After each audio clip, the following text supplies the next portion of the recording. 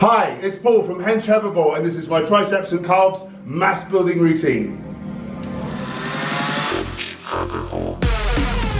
If you want to learn all about how to grow a big, strong, lean, healthy physique while not harming the animals or the environment, hit the subscribe button, click the bell icon so you're notified of new videos and new live streams.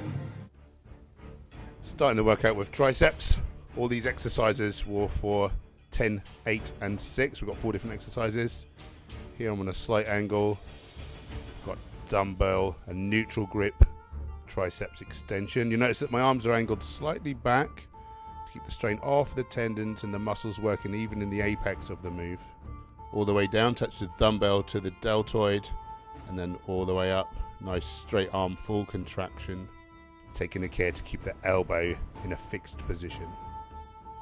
Movement 2 is the row press down. As for movement 1, this is really targeting the long head of the triceps. If you have your arms out at the sides, it's the part of the triceps that hangs underneath. Well, that is if you've got a very well developed long head, where a lot of people lack. So as I say, overhead, the first movement with a stretch, that targets it. By putting in the shoulder into extension, where you can see my elbows are coming past my body and then straightening out, that puts it at a disadvantage again and really puts all the tension again onto the long head. So I'm really working on this part of the triceps currently. Staggered stance for balance. As I alluded to earlier, the elbows move backwards in the first instance to a point just past your body, and then you're extending all the way down. Straight arms if you can, really get a strong contraction of the triceps. Exercise 3, I've gone for a standard dumbbell French press. Good to have your back supported, but obviously you can't have the bench too high, so it wants to be kind of mid-back. Straight arms at the top, full flexion and extension at the elbow. Again, that stretch really targets that long head of the triceps.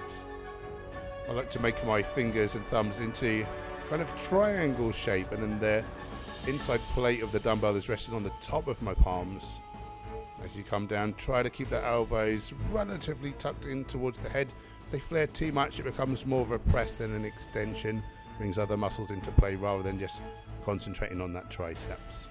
Movement 4 today, I borrowed this exercise from famed Canadian strength coach Charles Poliquin. It's really good. It really isolates the triceps versus a standing press down where you can kind of lean in, you can flare your elbows, you can do all these little tricks to cheat the weight. Here it's really isolated, you're locked in, you can't lean your weight into it. It seems to activate all 3 heads of the triceps at once. I just get the best contraction, the best feeling in the triceps here. I feel like it's my favorite triceps exercise of all time. So we're about a 45-degree bench facing away, underhand grip, quite a close grip on the easy curl bar, which just takes the strain off of the wrists. Elbows at the sides. As for most arm exercises, you really want to get full flexion, full extension. I'll typically program this either first in my triceps routine or last. Okay, so on to the calves portion of the workout. Starting with my favorite mass builder for calves, the donkey calf raise. This is the machine version.